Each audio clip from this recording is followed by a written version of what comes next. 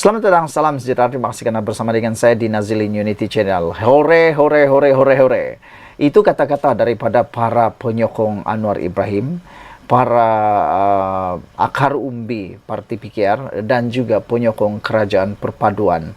Pimpinan Datuk Seri Anwar Ibrahim yang mana dianggotai oleh Perikatan Nasional, bukan Perikatan Nasional, Pakatan Harapan dan juga Barisan Nasional. Balik-balik pula Perikatan Nasional. Harap-haraplah kalau Perikatan Nasional tiba-tiba sokong Anwar Ibrahim, itu satu berita baik kepada rakyat Malaysia.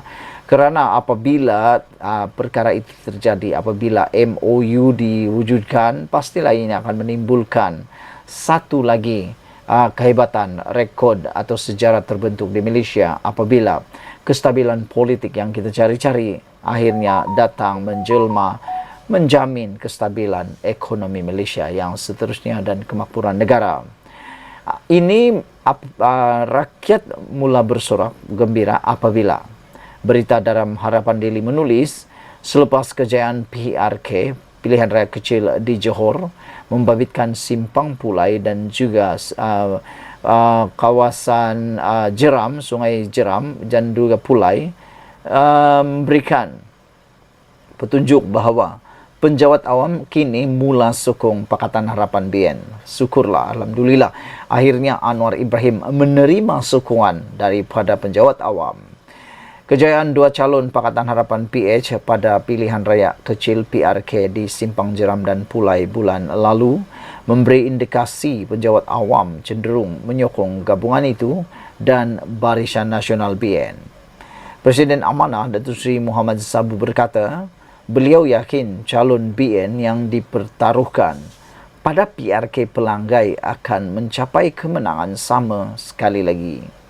Saya ingin berpesan kepada seluruh rakyat dan pengundi di Pelanggai, pertahankanlah perpaduan dan kestabilan yang telah terbina ini.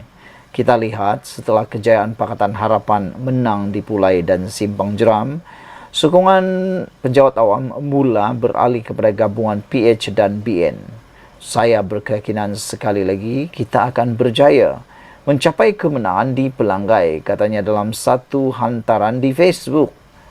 Muhammad yang juga ahli Parlimen Kota Raja turut menyeru agar rakyat terus memberikan kepercayaan kepada Kerajaan Perpaduan pimpinan Perdana Menteri Datuk Seri Anwar Ibrahim. InsyaAllah negara kita berada di landasan yang terbaik untuk kembali menjadi negara yang dihormati dan disegani dunia jejarnya lagi. Suruhanjaya Pilihan Raya SPR menetapkan 7 Oktober sebagai hari pengundian bagi Dewan Undangan Negeri Pelanggai.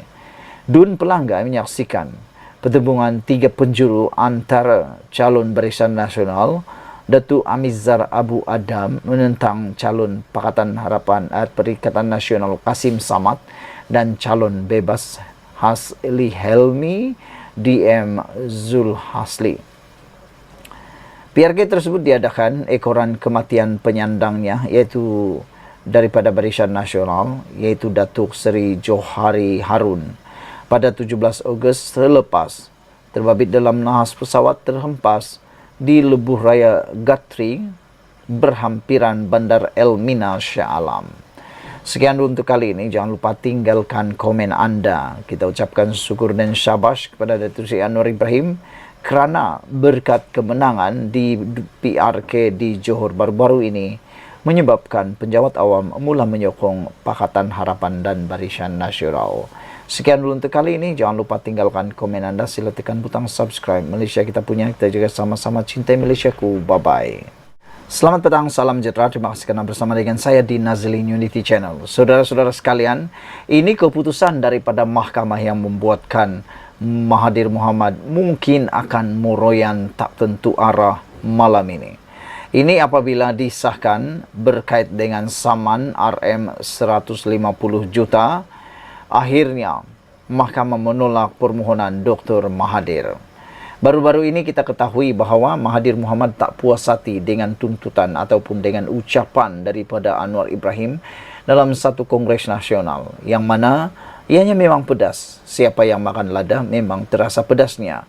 Oleh sebab itu, apabila terasa dengan ucapan daripada Perdana Menteri tersebut, Akhirnya, Mahathir Mohamad mengambil tindakan paling besar dan drastik pernah dia lakukan, yaitu menyaman Anwar Ibrahim dengan satu jumlah saman yang memang luar biasa jumlahnya, yaitu sebanyak 150 juta. Kalau orang biasa memang tak akan mampu bayar. Tapi berita baiknya ialah apabila Mahkamah menolak permohonan Dr. Mahathir tersebut. Saya sangkakan Dr. Mahathir ini dah jadi tun, boleh menang mudah. Saya sangkakan bila Mahathir Mohamad ini mempunyai jawatan tim bekas Perdana Menteri 2 kali dan mempunyai sejarah sumbangan besar dalam Malaysia, bolehlah menang atau bolehlah dapat mempengaruhi keputusan. Rupa-rupanya kita ucapkan tahniah syabas kepada Mahkamah Malaysia, kepada Hakim Malaysia kerana betul-betul bertindak profesional dan luar biasa. Ini apabila sekali lagi Mahkamah menolak permohonan Dr. Mahathir terkait dengan saman RM 150 juta terhadap Anwar Ibrahim. Hari ini Mahkamah Tinggi Shah Alam menolak permohonan mantan Perdana Menteri Tun Dr. Mahathir Mohamad yang mahu Perdana Menteri Datuk Seri Anwar Ibrahim mendedahkan sumber dokumen yang digunakan Anwar. Ini adalah yang berkaitan dengan dakwaan Anwar bahawa Mahathir memperkayakan diri dan juga kroninya. Pesuruhjaya Kehakiman Zahara Hussein menolak permohonan tersebut dalam saman fitnah berjumlah RM 150 juta yang difailkan oleh Mahathir terhadap Anwar Ibrahim. Mahathir memfailkan saman fitnah terhadap Anwar dalam bulan Mei ekoran dari dakwaan Anwar ketika Kongres Kebangsaan PKR House pada 18 Mac yang lepas. Menurut laporan Malaysia kini, Mahkamah telah mengarahkan Mahathir membayar kos sebanyak RM2,000 kepada Anwar.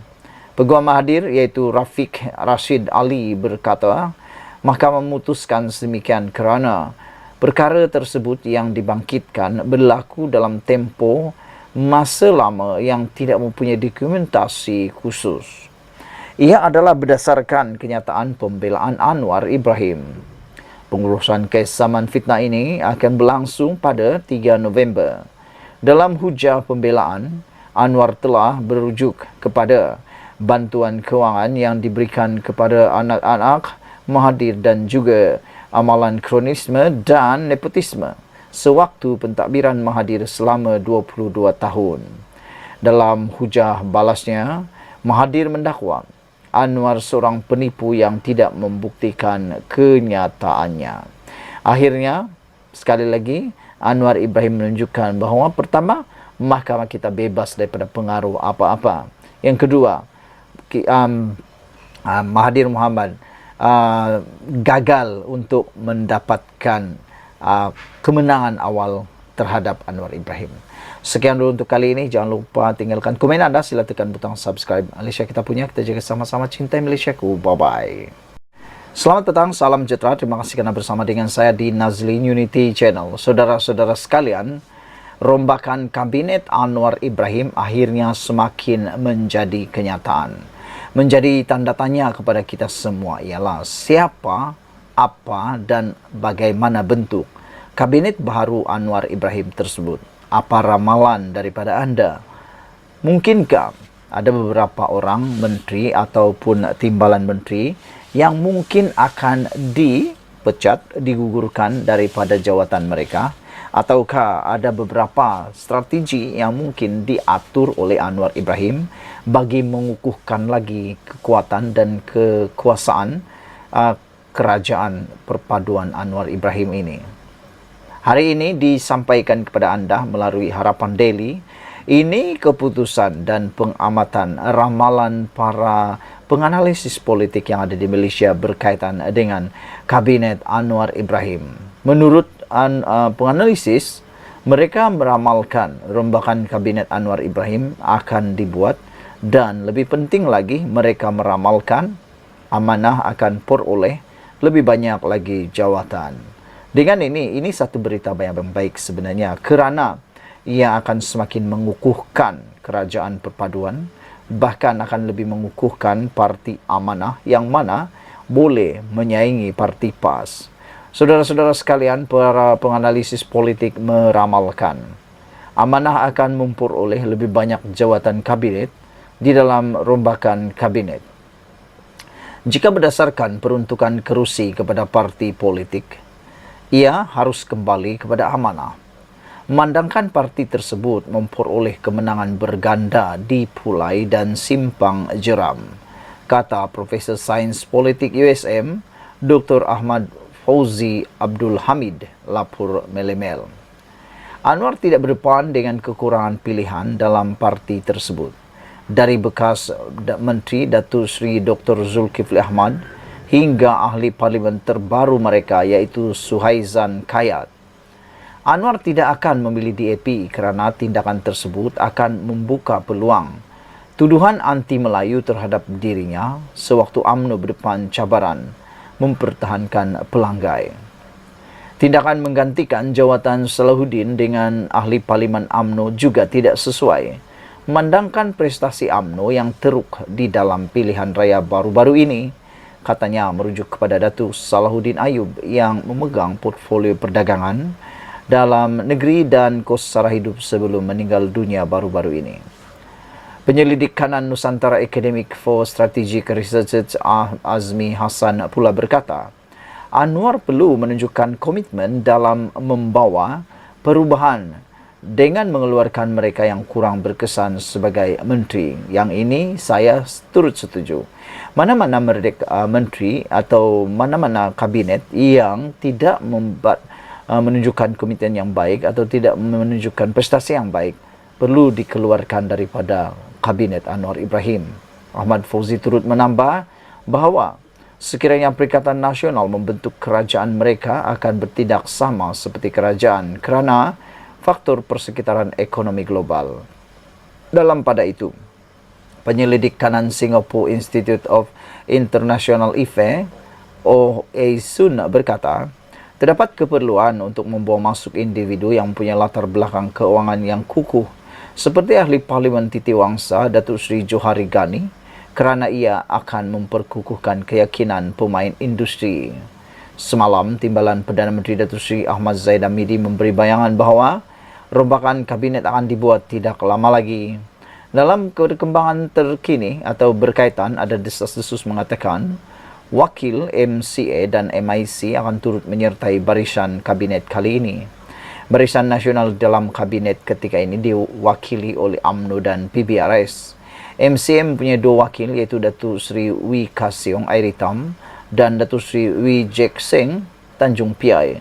Ka Siong ialah Presiden MCA. MIC pula mempunyai seorang wakil, Datuk Seri M. Saravanan Tapah yang juga adalah timbalan Presiden partinya. Ka Siong dan Saravanan pernah menjadi menteri manakala Jek Seng pernah menjadi timbalan dalam pentadbiran terdahulu. Sekian dulu untuk kali ini. Jangan lupa tinggalkan komen anda. Sila tekan butang subscribe. Malaysia kita punya. Kita jaga sama-sama cintai Malaysiaku. Bye-bye.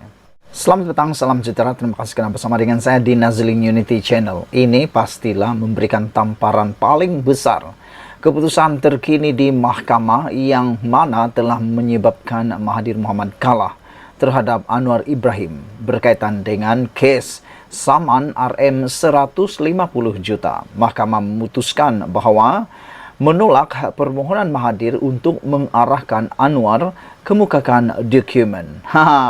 Akhirnya Anwar menang terhadap Mahathir Mohamad untuk peringkat yang awal. Mahkamah Tinggi di Kuala Lumpur hari ini menolak permohonan Dr. Mahathir Mohamad supaya Anwar Ibrahim mengemukakan dokumen yang dirujuk dalam pernyataan pembelaannya dalam satu saman fitnah. Pada 3 Mei lepas, Dr. Mahathir menyaman Anwar Ibrahim berhubung ucapan Perdana Menteri yang ke-10 itu di Kongres Nasional Khas Malaysia Madani, pelaksanaan sebuah idealisme pada Mac lepas. Pesuruhjaya Kehakiman Zahra Hussain menolak permohonan Dr. Mahathir supaya Anwar selaku defendant menyerahkan dokumen yang dikaitkan dengan saman fitnah tersebut. Peguam Alif Benjamin Suhaimi mewakili Anwar ketika dihubungi bernama berkata, permohonan Dr. Mahathir selaku pelanatif ditolak dengan kos RM2,000 oleh mahkamah dengan alasan Dokumen diminta tidak dirujuk secara spesifik dalam penyataan pembelaan terpindah dan apa dirujuk dalam pembelaan itu adalah peristiwa atau transaksi pada masa lalu. Namun, jika ada dokumen-dokumen yang dinyatakan itu, ia akan menjadi pembelaan Anwar dan perlu dikemukakan ketika pengurusan kes di peringkat pra-perbicaraan, kata beliau. Mahkamah menetapkan 3 November ini untuk pengurusan kes bagi kedua-dua pihak memaklumkan permohonan interlokutori lain sekiranya ada, kata peguam itu. Sementara itu, Muhammad Rafiq Rashid Ali mewakili Dr. Mahathir yang mengesahkan keputusan hari ini berkata anak guamnya Mahu Anwar antara lain mengemukakan dokumen-dokumen yang dirujuk beliau dalam pernyataan pembelaan terpindah mengenai dakwaan isu menyelamatkan konsortium perkapalan berhad KPB oleh Petronas dan Perbandaran Perkapalan Antarabangsa Malaysia MISC pada tahun 1997. Dr. Mahathir yang juga bekas Perdana Menteri mendakwa pada 18 Mac lepas Anwar ketika menyampaikan ucapan pada Kongres berkenan di Stadium Melawati Shah Alam mengeluarkan beberapa kenyataan berbau fitnah bertujuan untuk menjatuhkan refundasi planatif. Menurut Dr. Mahathir, antaranya kenyataan kononnya planatif membolot harta untuk diberikan kepada anak-anak dan keluarganya, selain memberikan layanan khas atau mengutamakan individu-individu berpangkat tinggi. Saudara-saudara sekalian, ada orang meramalkan bahawa Mahathir tak mungkin akan kalah di mahkamah kerana beliau adalah seorang yang berpangkat Tun, yang mana gelaran paling tertinggi di Malaysia, pangkat tertinggi yang paling ada di Malaysia, dan juga kerana kewibawaan beliau. Namun demikian, ini bukti bahawa mahkamah di Malaysia adalah bebas. Mereka tidak dipengaruhi oleh apa-apa pangkat maupun kedudukan seseorang itu. Ini apabila diumumkan mahkamah dengan sah telah menolak permohonan Mahathir untuk mengarahkan Anwar mengemukakan dokumen. Netizen menulis, harap-harap Mahathir tidak meroyan pada malam ini. Sekian dulu untuk kali ini. Jangan lupa tinggalkan komen anda. Sila tekan butang subscribe. Malaysia kita punya. Kita juga sama-sama cintai Malaysiaku. Bye-bye.